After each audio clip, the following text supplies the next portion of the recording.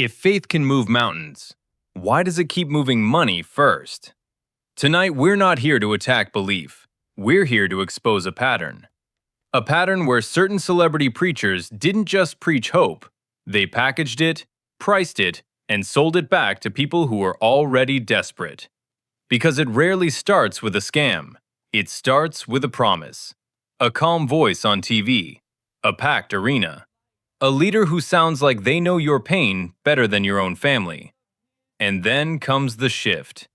Giving stops being generosity and becomes a key, an act of faith, a seed that must be planted now, before your miracle expires. Here's the uncomfortable question. When someone ties blessings to payments, is that religion or a transaction? And if the breakthrough never comes, who carries the blame? The preacher or the person who couldn't afford to give more? Across 10 chapters, we'll follow the same playbook repeating in different accents and different countries. Build a platform, claim authority, promise outcomes, and keep the finances hidden behind sacred language and legal protections. Some of these names faced investigations, lawsuits, or public scandals. Others were never convicted of a crime, but the questions never stopped. When hope is sold, desperation becomes the customer. So keep watching, because the first story doesn't begin with a villain. It begins with a smile, a microphone, and a donation line. And by the time you see the system clearly, you realize it was never just about faith. It was about control. Chapter 1. Pat Robertson. Pat Robertson didn't rise from a dusty revival tent or a struggling storefront church. He rose from a television studio. Long before social media pastors and live-streamed sermons, Robertson understood something most preachers didn't yet grasp. The camera changes authority. When faith enters people's homes through a screen, it feels personal. Trust forms faster. Questions form slower. And that trust became the foundation of an empire. Robertson was born into privilege and politics, not pulpits. His father was a U.S. senator, and early in life, Robertson showed more interest in law and public service than ministry. But in the late 1950s, after a personal religious experience, his direction changed. He didn't just want to preach, he wanted reach. In 1960, with borrowed money and a failing TV station in Virginia, he launched what would eventually become the Christian Broadcasting Network, or CBN. At first, it was small and unstable. But Robertson had something that worked on television: a calm voice, steady eye contact, and a tone that felt reassuring rather than fiery. He didn't yell, he explained. He didn't threaten, he promised. That made him believable. The flagship program, the 700 Club, blended religion with news, politics, and human interest stories. It didn't feel like church, it felt like guidance. Robertson positioned himself not just as a pastor, but as a trusted interpreter of the world, someone who could explain current events through a spiritual lens. As the audience grew, so did the money. Viewers were encouraged to give faith gifts, donations framed not as charity, but as participation in God's work. Robertson often implied that giving activated blessings: health, protection, financial stability. The message wasn't always explicit, but it was consistent. Obedience and generosity would be rewarded. For many viewers, especially the elderly, the sick, and the financially insecure, that message landed deeply. Donations poured in daily. What made Robertson different from earlier televangelists was scale. He didn't just build a church, he built layers: media, education, humanitarian aid, political organizations. Each one justified the next. Each one attracted more funding. CBN expanded globally. Regent University was founded to train future Christian leaders. Operation Blessing was launched as a humanitarian charity. Later came political groups like the Christian Coalition, which pushed conservative Christian influence directly into U.S. elections. To supporters, this was proof of divine favor. To critics, it looked like consolidation of power. The problem wasn't just how much money was coming in, it was how little was visible about where it went. Unlike traditional nonprofits, religious organizations in the United States are not required to publicly disclose detailed financial records. Robertson's network took full advantage of that protection. Donors could see the mission, they could see the buildings, they could see the broadcasts, but they couldn't see the books. And over time, journalists started asking why. One of the biggest controversies centered on Operation Blessing, the charity Robertson promoted as a lifeline for the poor. On television, viewers were shown images of food aid, disaster relief, and medical assistance. Donations surged, especially during global crises. But investigations in the 1990s alleged something else was happening behind the scenes. Reporters claimed that aircraft and equipment labeled for humanitarian missions were being used to support mining operations in Africa, including diamond and gold ventures connected to Robertson's business interests. The implication was explosive. Money given to help the suffering may have been diverted to fund private enterprises. Former insiders supported parts of the claim. Documents suggested that resources tied to Operation Blessing overlapped with for-profit activities. Robertson denied wrongdoing, insisting that all efforts were humanitarian and that business activities supported charitable goals. No criminal charges were filed, but the damage was done. Viewers began asking uncomfortable questions. If donations were truly for relief, why were they linked to mining logistics? If everything was ethical, why was transparency resisted? And why did ministries connected to Robertson continue growing wealthier while the donors remained invisible? At the same time, Robertson's on-air statements grew more controversial. He made political predictions that failed. He blamed natural disasters on social issues. He spoke with certainty about God's judgment in ways that unsettled even longtime supporters. What once felt like guidance began to feel like control. Yet, despite criticism, the system held. Robertson's organizations were legally complex and carefully structured. Accountability was difficult, oversight was limited, and loyalty among viewers remained strong. For many supporters, none of the allegations mattered. They believed Robertson had changed their lives. They believed their donations were seeds planted into something bigger than themselves. Questioning him felt like questioning their own faith. That loyalty was the most powerful asset of all. By the time Robertson stepped back from daily broadcasting, his influence was undeniable. His network reached millions. His institutions were worth hundreds of millions of dollars. His political footprint reshaped American evangelical activism for decades. When he died in 2023, at the age of 93, tributes poured in praising his leadership, vision, and dedication to faith. But alongside the praise were the same unresolved questions that had followed him for years. How much money raised in God's name funded genuine humanitarian work? How much supported private business interests and political ambitions? And how many donors gave, believing their faith required it? Pat Robertson didn't invent televangelism, but he perfected its infrastructure. He proved that religion, when paired with media, could become an industry. That belief, when broadcast daily, could be monetized without ever using the word profit. And that power, once wrapped in spirituality, becomes incredibly difficult to challenge. His legacy is not just a man, but a model. A model where the pulpit becomes a studio, the sermon becomes a brand, and faith becomes the engine that keeps the money moving. And once that engine is running, stopping it is almost impossible. Chapter 2. Juanita Bynum.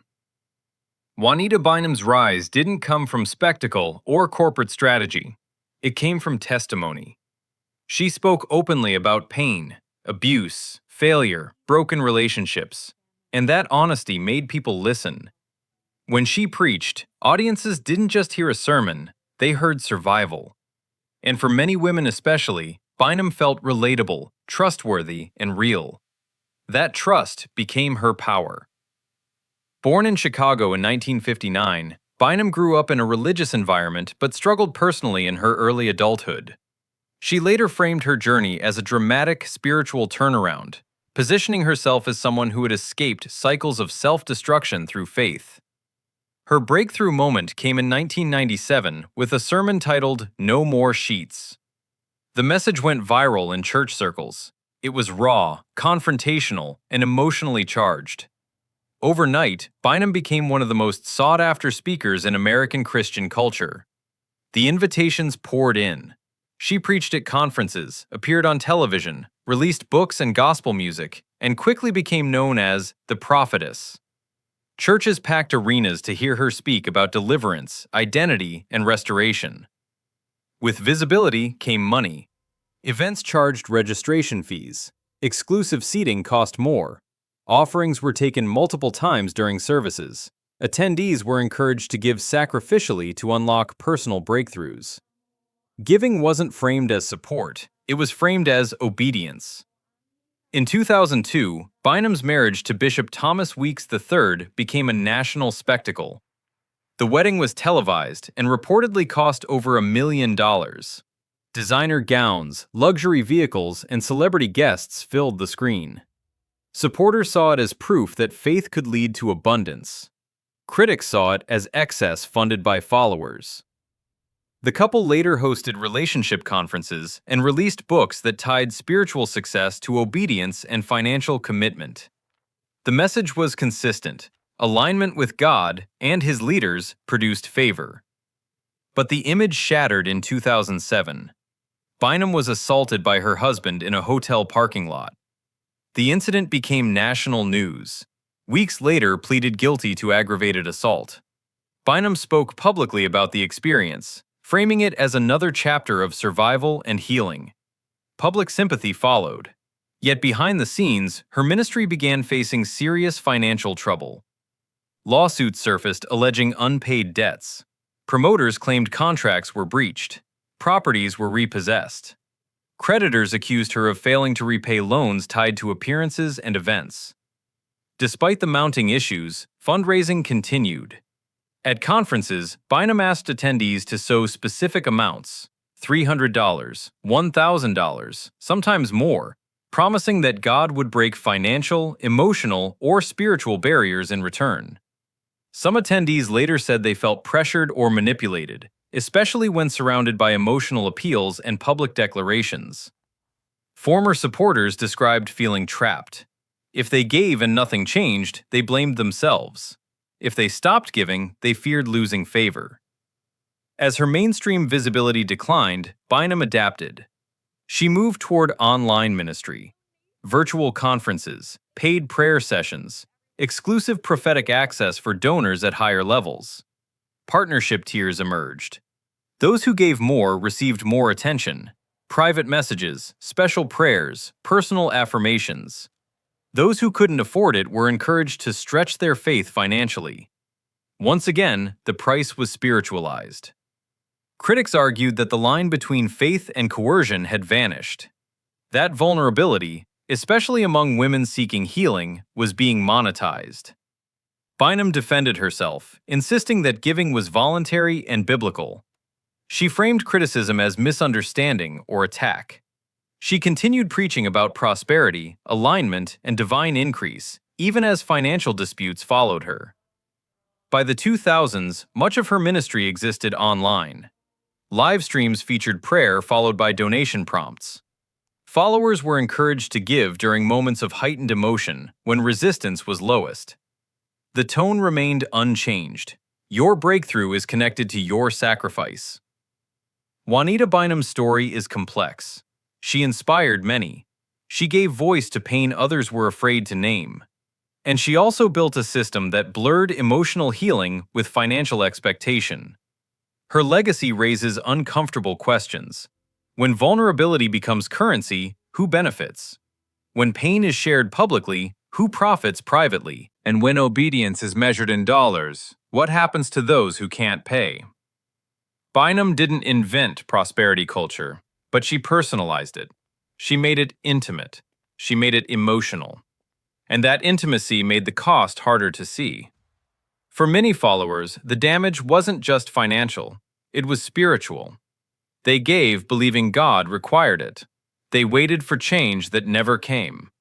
And in the end, the promise of no more sheets turned into something else entirely.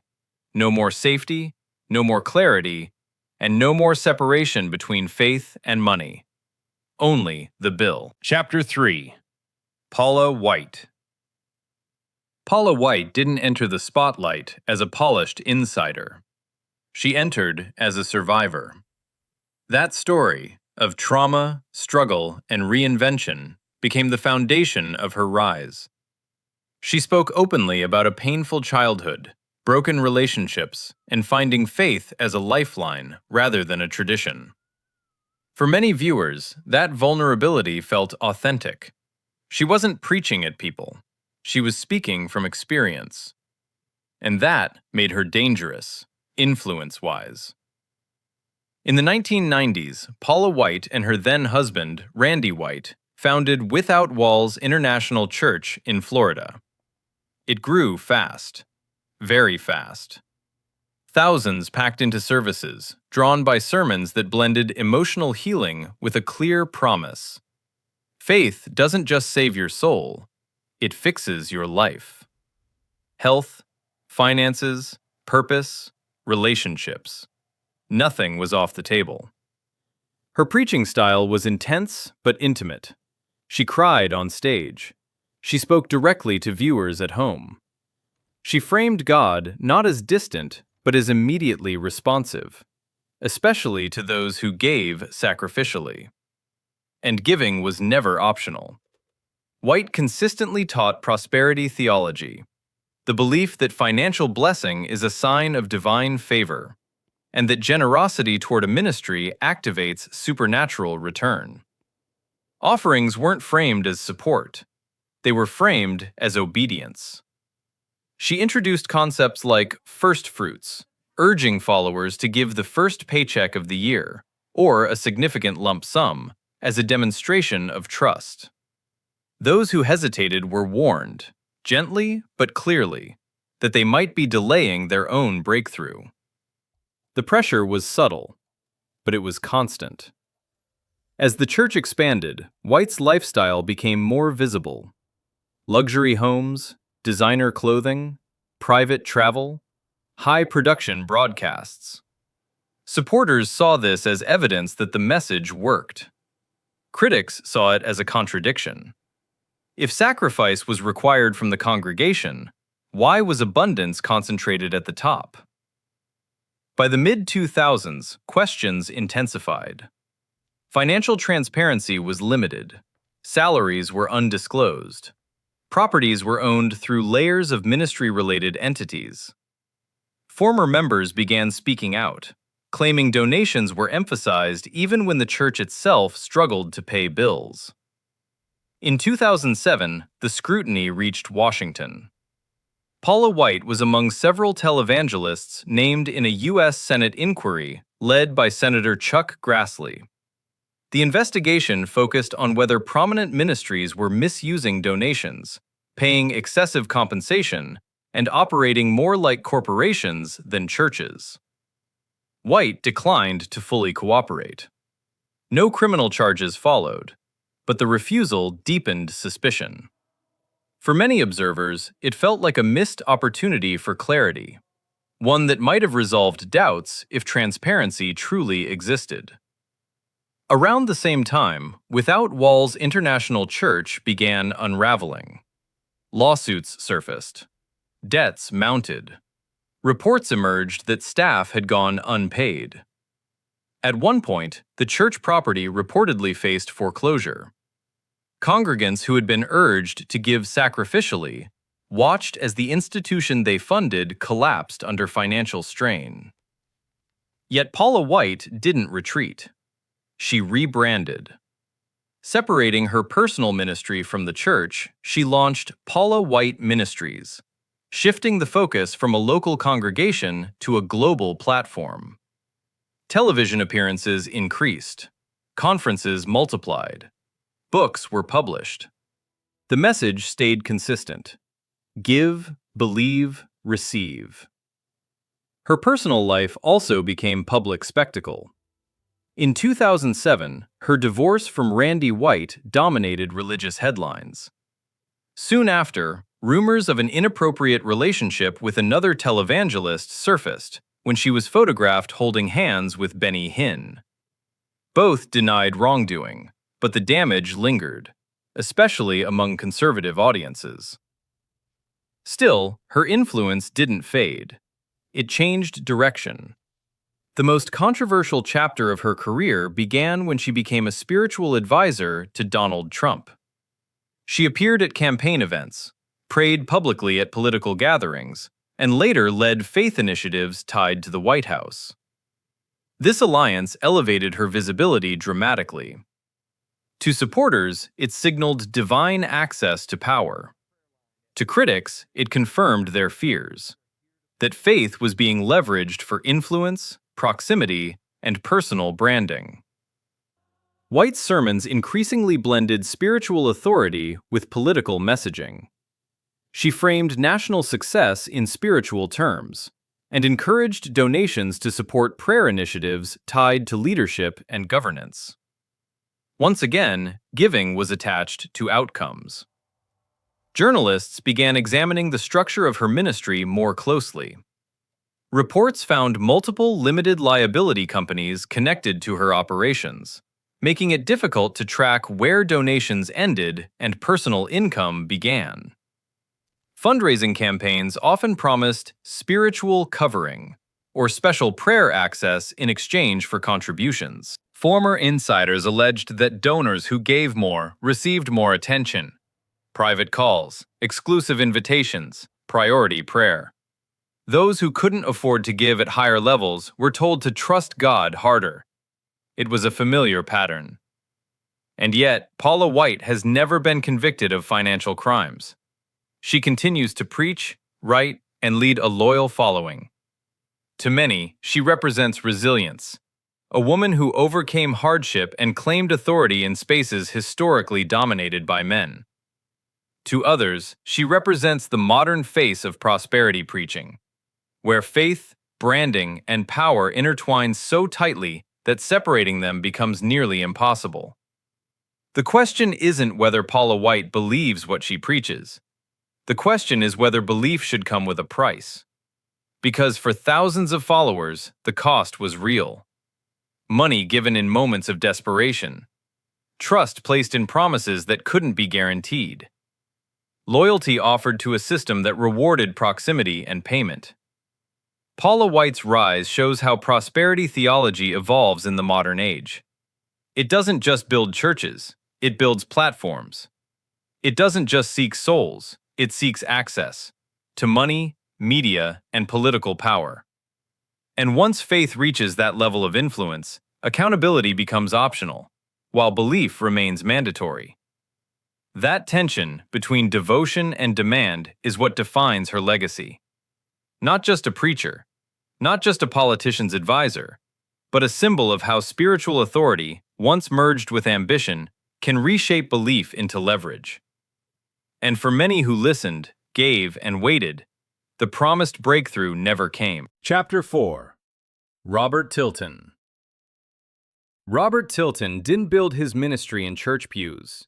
He built it in envelopes. Before social media algorithms and donation buttons, Tilton mastered a more powerful system: direct mail paired with desperation. And for a brief moment in American televangelism, it made him one of the richest preachers in the country. Tilton emerged in the late 1970s, but his real explosion came in the 1980s, when his television program, Success in Life, flooded Christian networks. Unlike calm broadcasters, Tilton was intense. Eyes wide, voice shaking, emotions raw.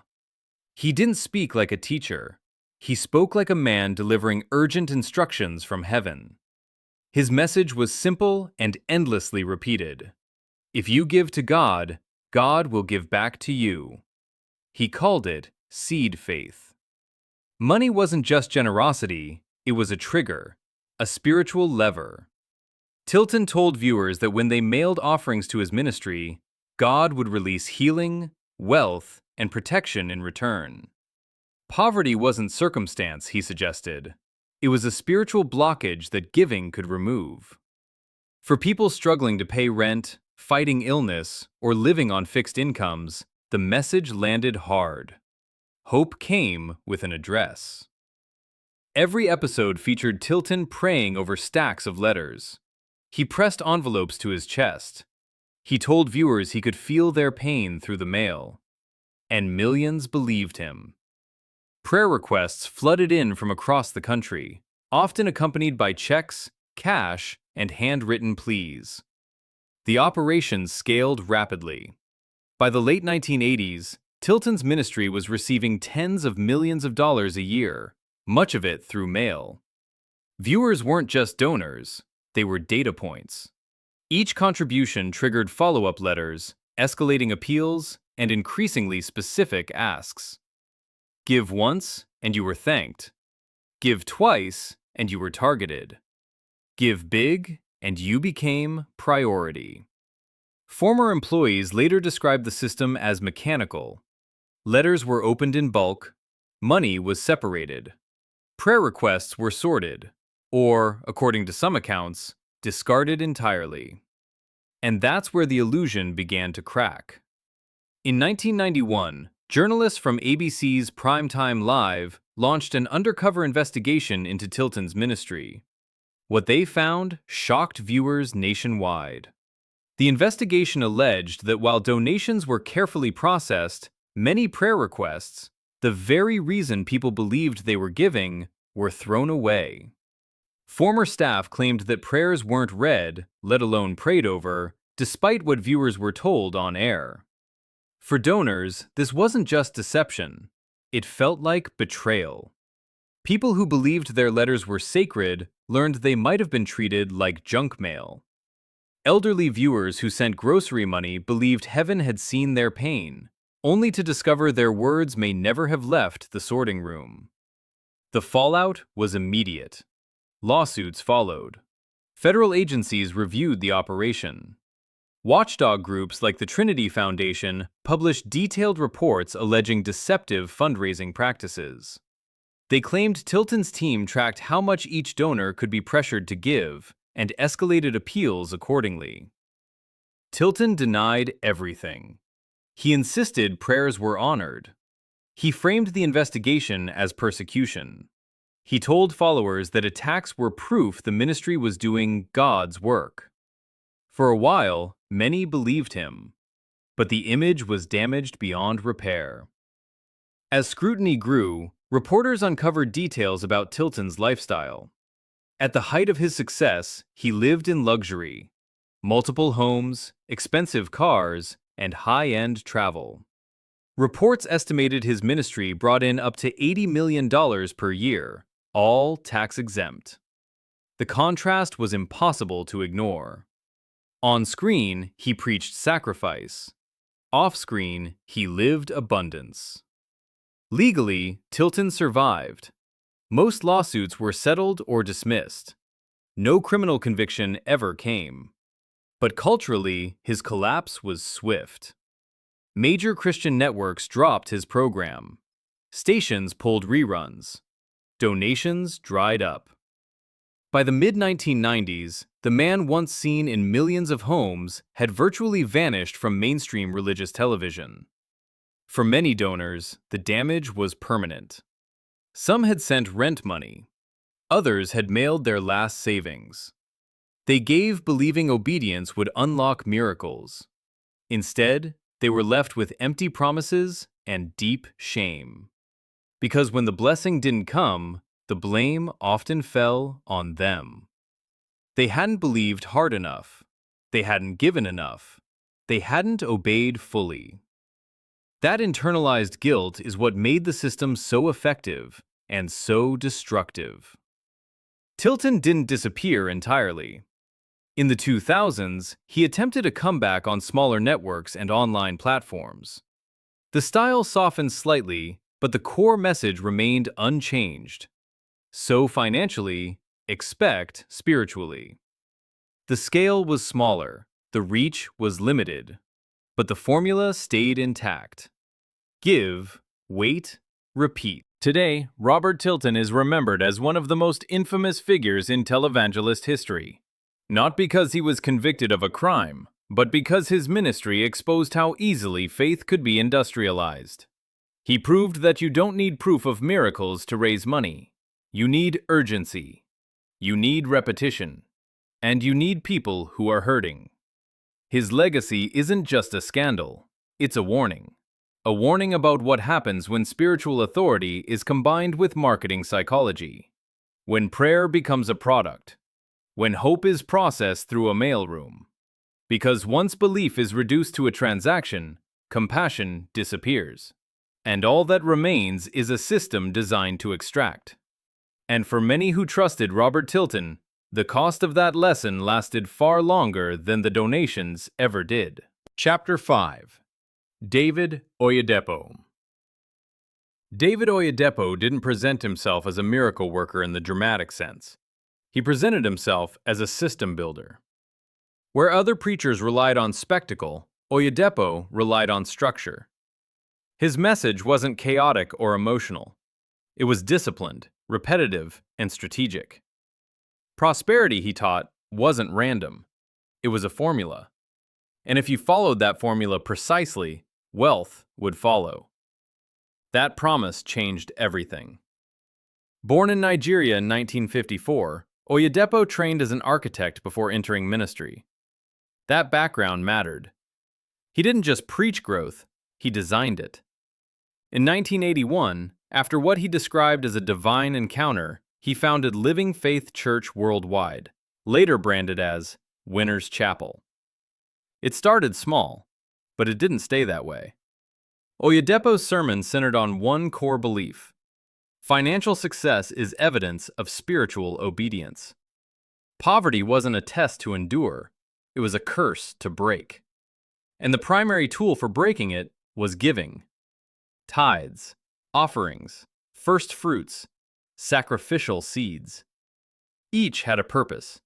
Each had a promise. Members were taught that refusing to tithe was equivalent to robbing God. Those who struggled financially were encouraged not to reduce giving, but to increase it. According to the doctrine, generosity created spiritual leverage. The more you gave, the more God was obligated to respond. For millions facing economic hardship, the message was intoxicating. Growth followed quickly. Winners Chapel expanded across Nigeria and then internationally. Churches multiplied. Attendance soared. Television broadcasts spread the message far beyond physical walls. In 1999, Oyedepo unveiled Faith Tabernacle in Ota, Nigeria, a 50,000-seat megachurch on a massive property known as Canaan Land. The complex wasn't just a church, it was a city. It included housing estates, schools, banks, publishing houses, farms, and media centers. Later came Covenant University and Landmark University, private institutions with high tuition fees and strong religious branding. Supporters called it visionary. Critics called it corporate. As the institution grew, so did Oyedepo's personal wealth. He acquired private jets, luxury residences, and international properties. Estimates placed him among the richest pastors in the world. His response was consistent. His wealth proved the message worked. If prosperity was a sign of obedience, then his success validated the doctrine. But for many observers, that logic was circular. Followers gave sacrificially, believing they would prosper. The system prospered, the leader prospered. But many members remained financially strained, returning week after week to be told that the breakthrough was coming, if they gave again. Former congregants later described intense pressure to participate in fundraising drives. Special offerings were tied to prophetic declarations. Building projects were framed as spiritual tests. Refusing to give invited public rebuke or private counseling sessions focused on lack of faith. Financial transparency was minimal. While the church operated numerous revenue-generating ventures, schools, books, conferences, land, detailed financial statements were not publicly available. Income streams were sheltered under religious classifications. Questions about accountability grew louder. In 2011, Oyedepo faced public backlash after a video surfaced showing him slapping a young woman during a service after accusing her of witchcraft. The clip circulated widely, sparking outrage and concern over how authority was exercised within the church. No charges followed. The system continued. Years later, international scrutiny increased. In 2021, the United Kingdom revoked the charity status of a Winners Chapel branch, citing concerns about financial practices and whether funds were being used appropriately. The decision raised broader questions about the global structure of the organization. If one branch failed accountability tests, what about the others? Still, loyalty remained strong. For many followers, Oyedepo represented African Christian success on a global scale. He spoke confidently. He dressed the part. He preached discipline, order, and vision. His wealth was seen not as exploitation, but aspiration. Critics argued that this was precisely the danger. When success becomes theology, questioning becomes heresy. When wealth is equated with holiness, those without it are blamed for their own suffering. Poverty stops being a social problem and becomes a spiritual failure. That framing shifts responsibility away from systems and onto individuals. If you're poor, you didn't give enough. If you're sick, you didn't believe enough. If you're struggling, you're disobedient. And the solution is always the same. Give again. David Oyedepo didn't invent prosperity preaching, but he industrialized it. He created a repeatable model that could scale across nations. A model where faith was operationalized, monetized, and defended through doctrine. To supporters, he built institutions that provided education, employment, and purpose. To critics, he built a financial empire, shielded by belief and protected by law. Both can exist at the same time. His legacy forces a difficult question. When a church functions like a corporation, who is the customer? And who is the product? Because in the prosperity blueprint, faith isn't just preached, it's processed. And once belief becomes a system, the system always demands more fuel. In this case, that fuel was money, given faithfully, repeatedly, and often without return. And for many who followed the formula exactly, the promised prosperity never arrived. Chapter 6. Shepherd Bushiri. Shepherd Bushiri didn't market himself as a pastor. He marketed himself as proof. From the beginning, his message wasn't subtle. He didn't just preach about miracles, wealth, and divine favor, he embodied them. His lifestyle was the sermon. Private jets, luxury cars, designer suits, and international conferences weren't side effects of success. They were the evidence. To his followers, Bushiri wasn't just chosen by God, he was validated by God. Born in Malawi in 1983, Bushiri began preaching at a young age and quickly gravitated toward prosperity teaching. By the time he founded the Enlightened Christian Gathering Church, known as ECG, his ambition was already global. South Africa became his launchpad. His services drew massive crowds. Stadiums filled. Live streams reached millions across Africa and beyond. Bushiri's preaching promised immediate turnaround. Jobs, visas, businesses, healing, often delivered with precise prophetic detail. He claimed to see what others couldn't. People believed him because he spoke with confidence and certainty. He told followers he could predict phone numbers, addresses, even bank balances. Those moments went viral, reinforcing the idea that he operated on a supernatural level beyond ordinary pastors. And access to that level had a cost. Bushiri introduced partnership programs, inner circles that required consistent financial commitment. Members were promised special prayers, prophetic attention, and proximity to the prophet. Higher giving meant higher access. This wasn't framed as payment, it was framed as honor. Church events became carefully produced experiences. Music, lighting, security, and media coverage all reinforced the sense that something extraordinary was happening. Bushiri positioned himself as a spiritual CEO, controlled, polished, untouchable. As his profile rose, so did questions. Authorities and watchdog groups began scrutinizing how ECG handled money. Bushiri's lifestyle raised eyebrows. His wealth appeared disproportionate to what a religious organization would typically generate.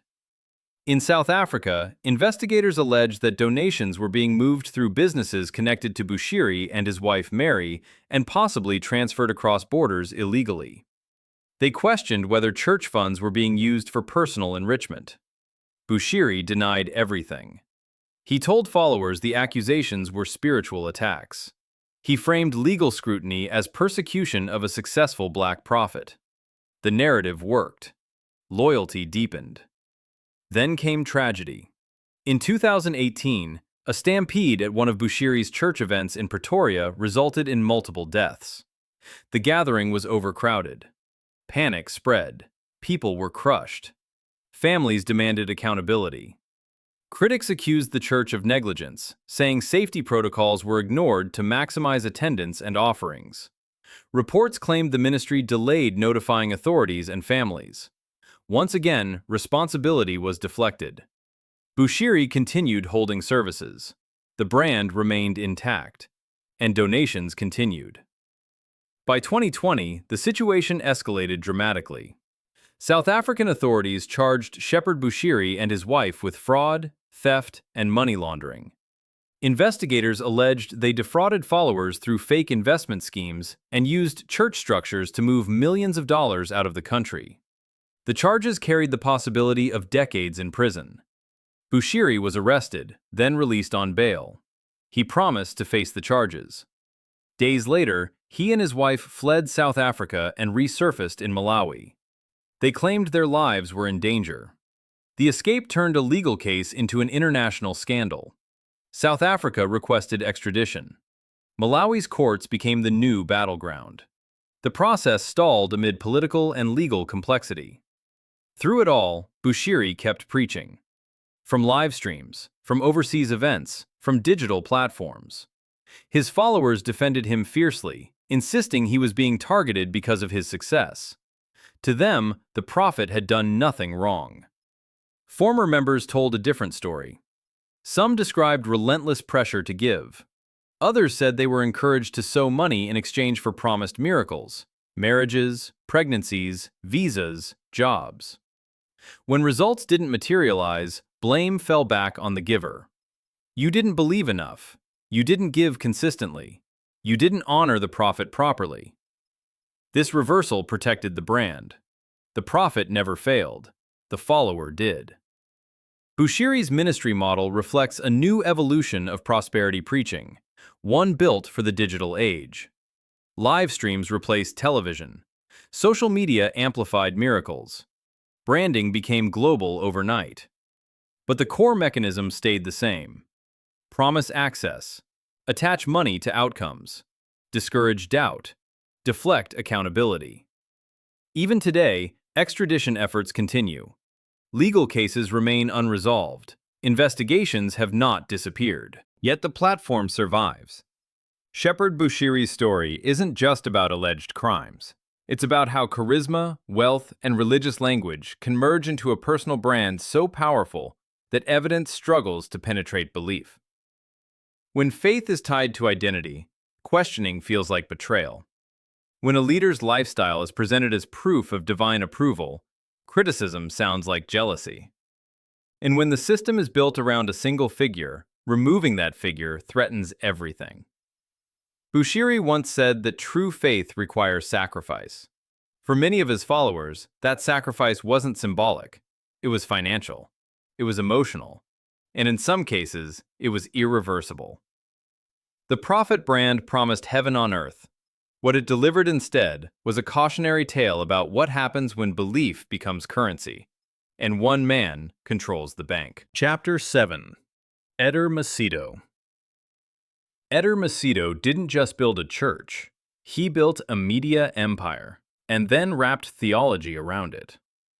In Brazil, his name is impossible to separate from power. Religious power, political power, financial power. Where other prosperity preachers relied on television airtime, Macedo chose a more permanent solution. He bought the television. That decision changed everything. Born in Rio de Janeiro in 1945, Macedo came from a modest background. He worked small jobs and explored various paths before turning toward preaching in the 1970s. What set him apart early wasn't charisma, it was strategy. In 1977, he founded the Universal Church of the Kingdom of God. The message was direct and emotionally charged. Suffering was caused by spiritual forces, and financial sacrifice was the pathway to freedom. Poverty wasn't neutral. It was a sign of oppression that could be broken, if you gave. The church targeted working-class communities, especially those living on the edge of survival. Services were intense. Pastors demanded visible commitment. Congregants were urged to give tithes, offerings, and sacrifices meant to prove faith under pressure. Some were told to sell possessions. Others were told to empty savings. All were told that withholding money blocked deliverance. The system worked. Church attendance exploded across Brazil. Services were held in converted cinemas, warehouses, and stadiums. But Macedo wasn't satisfied with physical growth. He wanted control of the narrative. In 1989, he purchased Rede Record, one of Brazil's largest television networks. This move was unprecedented. Suddenly, Macedo didn't need approval from broadcasters. His sermons, testimonies, and fundraising campaigns could air uninterrupted. Critics struggled to compete with his reach. Investigations were minimized. Public perception could be shaped internally. Religion had merged with media ownership. Donations surged. As the Universal Church expanded internationally into Africa, Europe, and the United States, so did Macedo's wealth. Luxury homes, private aircraft, prime real estate. Business holdings spread across multiple countries. Supporters called it evidence of God's blessing. Critics called it laundering belief into profit. Brazilian authorities took notice.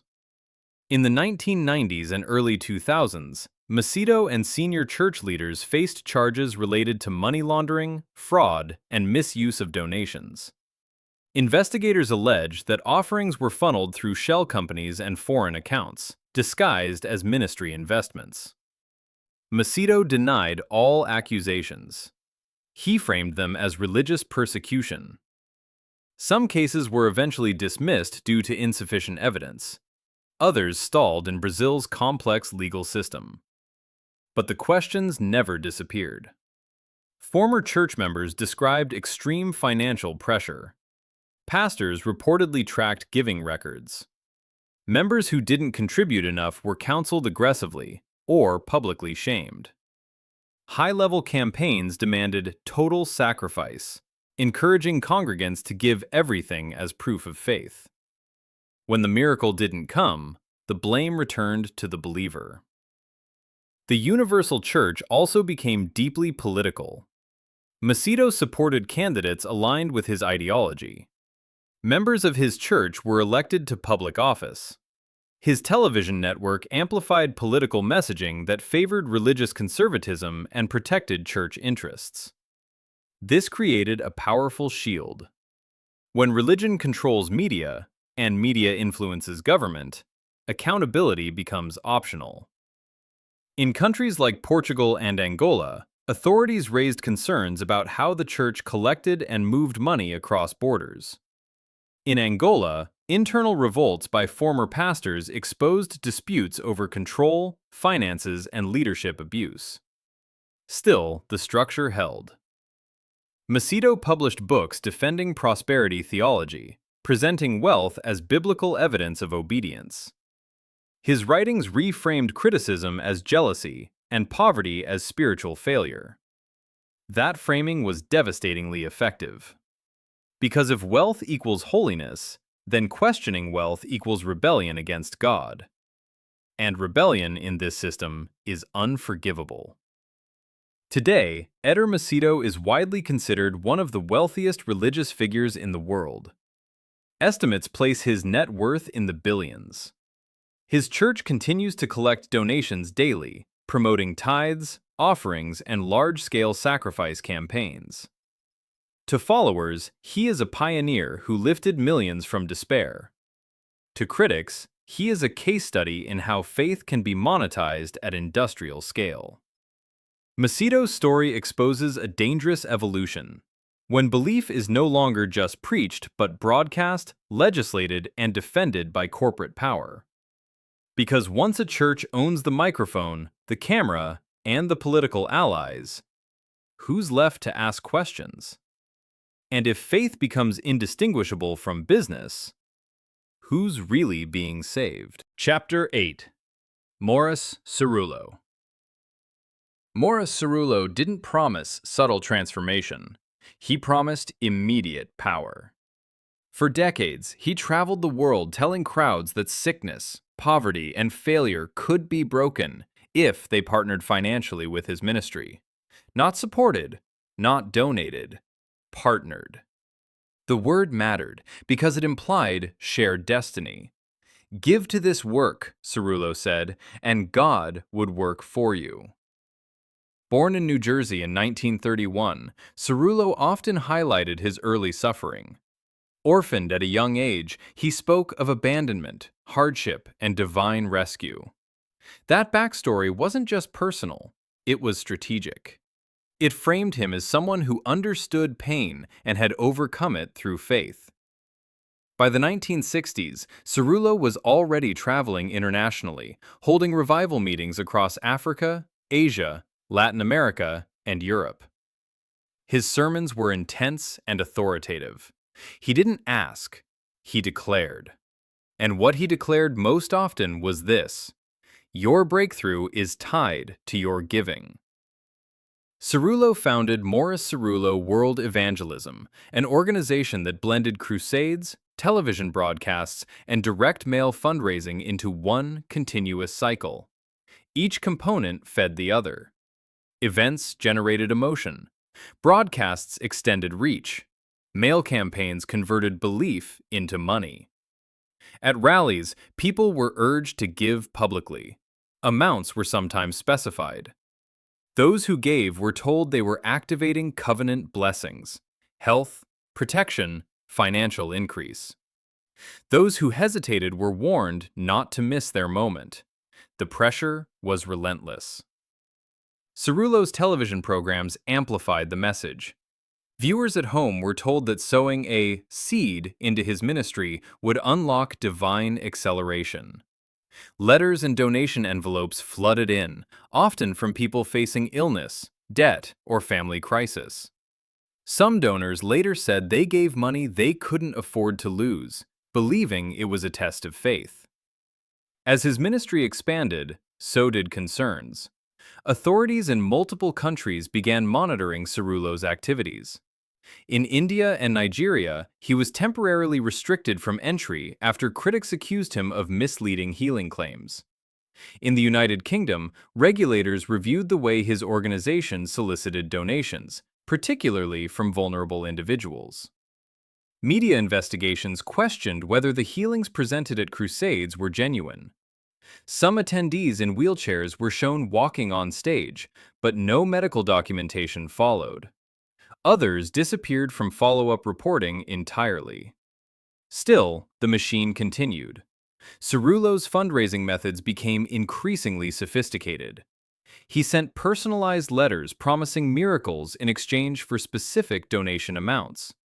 Some letters implied urgency, suggesting that delay could cost the donor their breakthrough. Watchdog groups criticized these tactics as emotional manipulation. Financial transparency remained limited. Cerullo promoted humanitarian outreach, but detailed breakdowns of how donations were allocated were rarely made public. Critics allege that much of the money funded media production, travel, and property acquisitions rather than direct aid. Cerullo denied wrongdoing. He insisted that every offering served God's work. In the United States, his ministry sold prayer kits, partnership packages, and educational materials tied to promises of healing and prosperity. Donors were encouraged to enroll in recurring giving programs to maintain spiritual momentum. The message was clear: stop giving, and the flow stops. Former supporters later described feeling trapped in a cycle. When results didn't come, they assumed the fault was theirs. They gave again, and again, and again. Cerullo also positioned himself as a trainer of prophets. Through ministry schools and conferences, he claimed to impart supernatural authority to others, often for a fee. Graduates were encouraged to replicate the model in their own regions, expanding the fundraising circuit globally. That replication multiplied revenue and influence. Despite repeated criticism, Cerullo remained active well into his later years. He relocated operations to California and launched ambitious projects, including large religious centers designed to preserve and promote his teachings. In 2020, Morris Cerullo died at the age of 88. Tributes poured in from followers who credited him with transforming their lives. But alongside the praise were familiar questions that never found answers. How much money was raised in the name of miracles? How much went to genuine aid? And how much sustained the system itself? And how many people gave believing they had no other hope? Cerullo's legacy is not defined by a single scandal, but by a method. A method where faith became a fundraising engine, where urgency replaced accountability.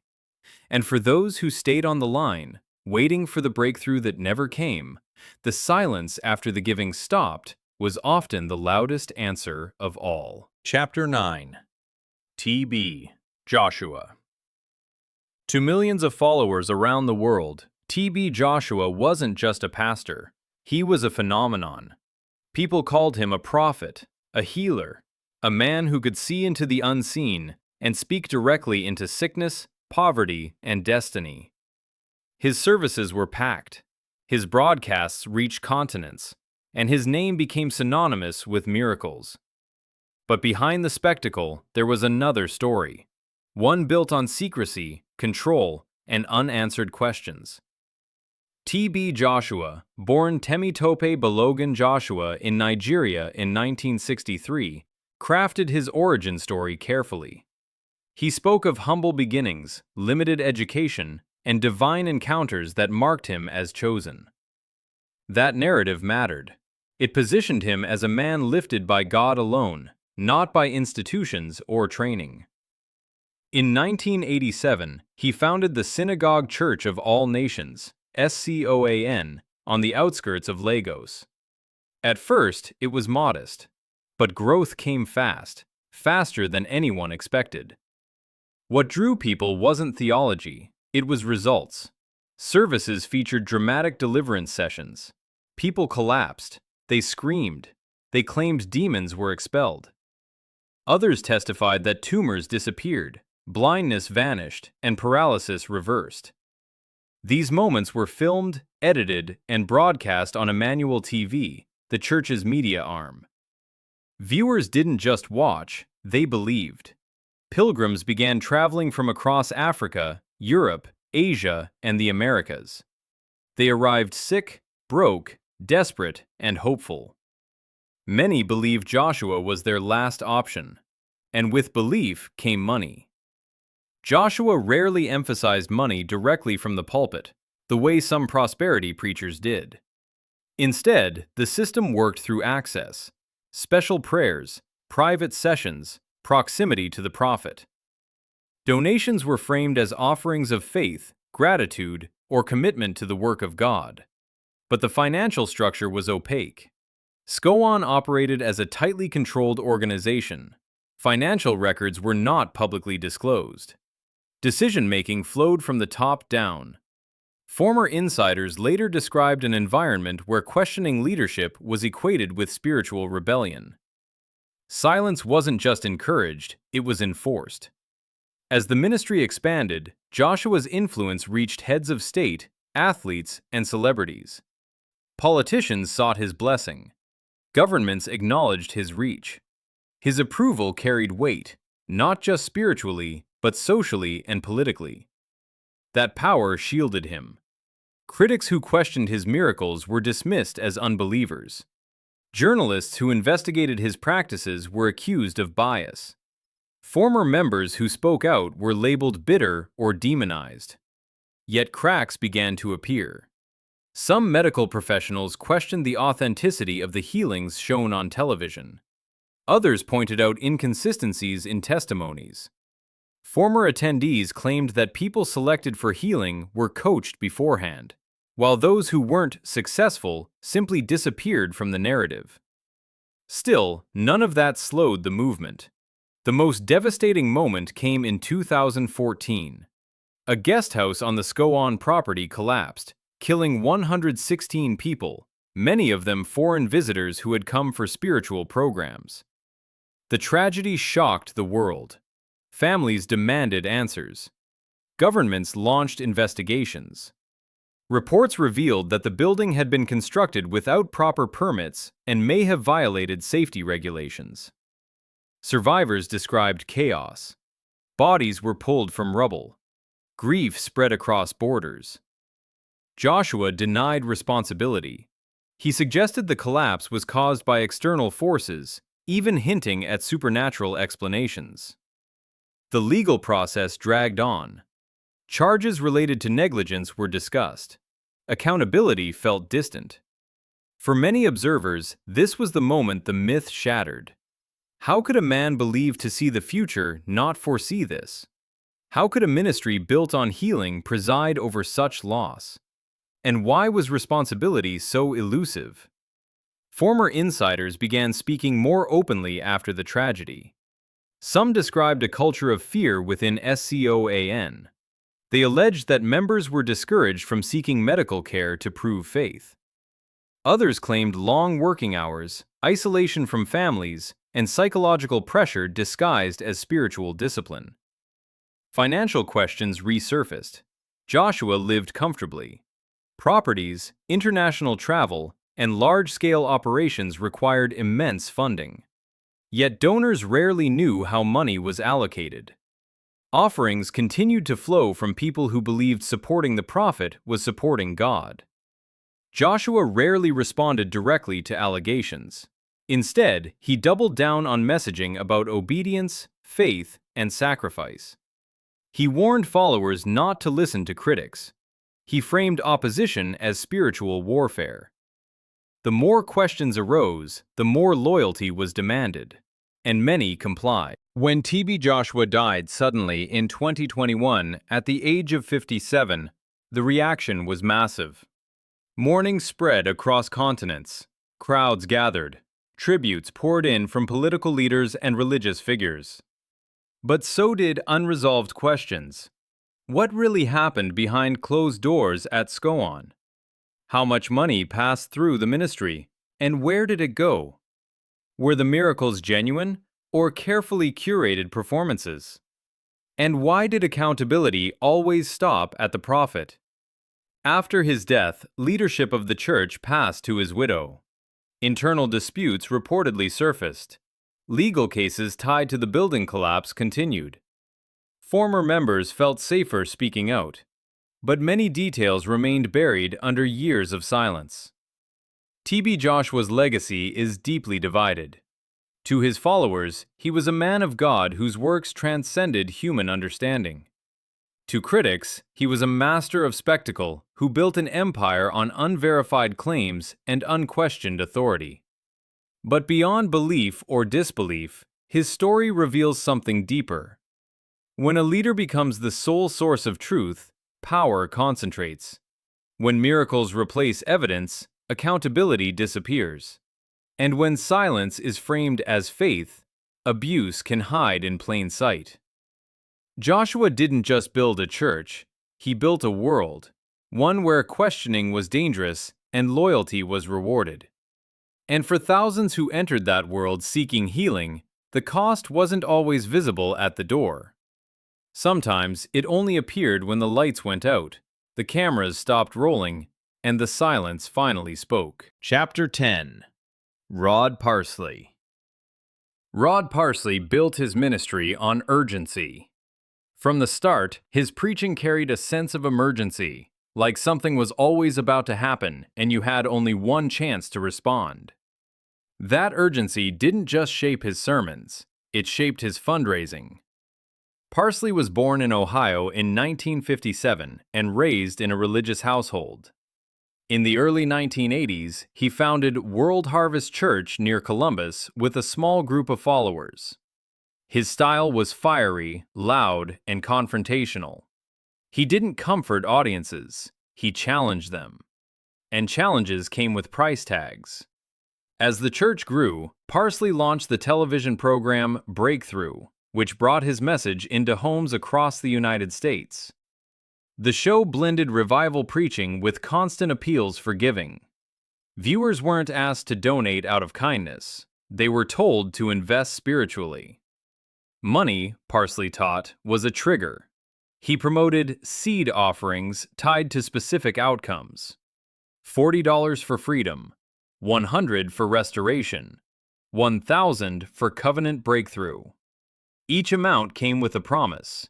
Each promise came with pressure. Those who gave were told to expect immediate results. Those who didn't were warned they might block their own miracles. The message targeted people in crisis: illness, debt, addiction, family breakdown. Parsley framed giving as a decisive act of obedience that would force change. He preached that God responded to financial sacrifice the same way a contract responds to payment. That framing worked. World Harvest Church expanded into a multi-million-dollar complex.